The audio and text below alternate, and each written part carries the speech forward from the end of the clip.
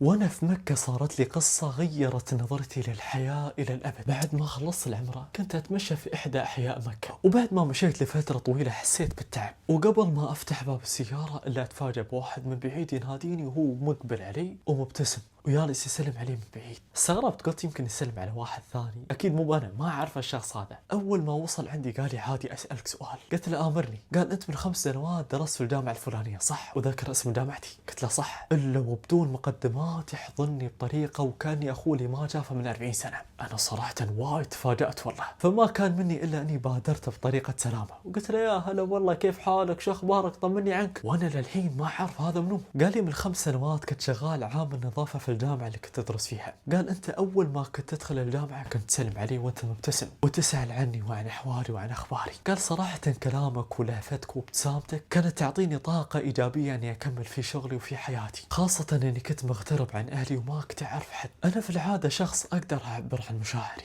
لكن في هذه اللحظة حسيت أن في شيء مسك لساني ما قدرت أني أعبره وأتكلم ودموعي جالسة تنزل. قال لي دائما يوم كنت تطري على بالي كنت أدعي لك بالخير. فعل بسيط من كثر ما أنه هو كان بسيط أنا نسيته. ممكن الله قدر أن يكون لي باب خير مستقبلا. النبي عليه الصلاة والسلام يقول إنكم لا تسعون الناس بأموالكم ولكن يسع منكم طيب الوجه وحسن الخلق. فالله يقدرنا على فعل الخير يا رب العالمين.